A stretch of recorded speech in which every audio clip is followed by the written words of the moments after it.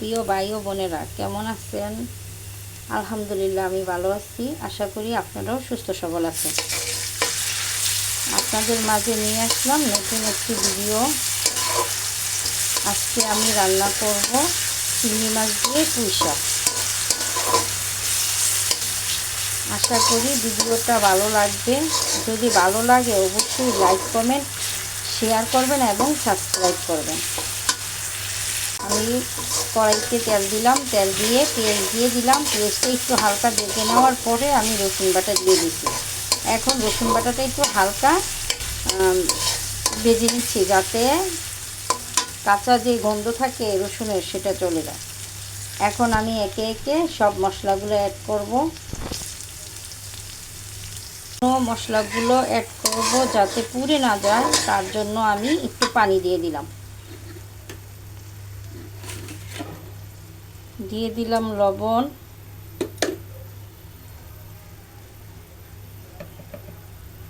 হলুদ। শাকে অত বেশি হলুদ লাগে না, তার জন্য হলুদ দিলাম। মরিচের গুঁড়া,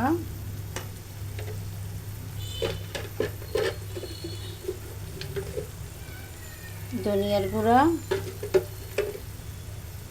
জিরার গুঁড়া।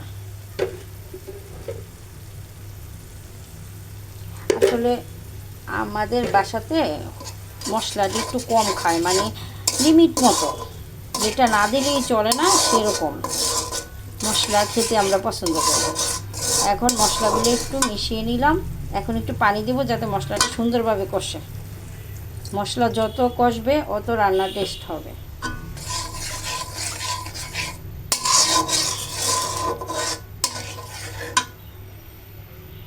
এগুলো সুন্দরভাবে কষে গেছে।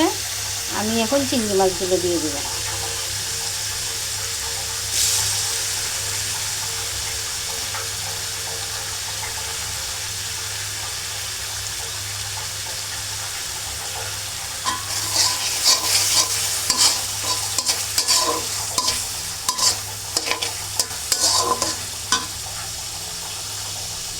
চিংড়ি মাছ দিয়ে একটু নেড়ে চেড়ে নিলাম। এখন সুন্দরভাবে কষে চিংড়ি মাছগুলো মশলার সাথে। সুন্দর করে চিংড়ি মাছটা কষানো হয়ে গেছে। এখন আমি তাতে পুঁই শাক দিয়ে দিব।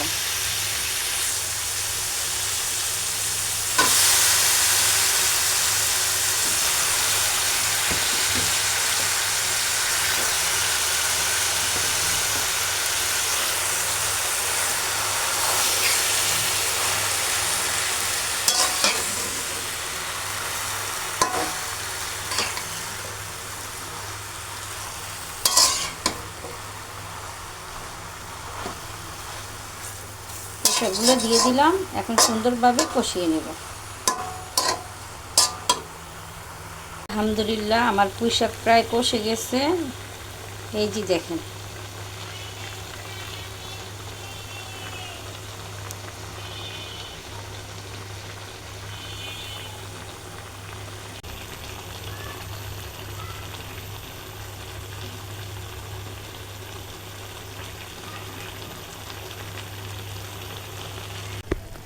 আলহামদুলিল্লাহ, অবশেষে আমার চিংড়ি দিয়ে পুঁই শাক রান্না হলো।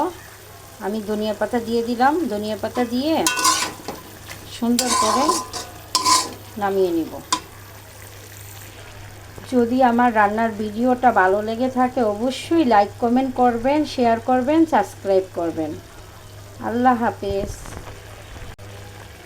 ফাইনালি আমার পুঁই শাকের তরকারি হয়ে গেছে। আমার চিংড়ি দিয়ে পুঁই শাকের তরকারি হয়ে গেল। আমি এখন ধনিয়া পাতা দিয়ে দিলাম, নামিয়ে নিব। যদি আমার ভিডিওটা ভালো লেগে থাকে অবশ্যই লাইক, কমেন্ট, শেয়ার করবেন, সাবস্ক্রাইব করবেন। আল্লাহ হাফেজ।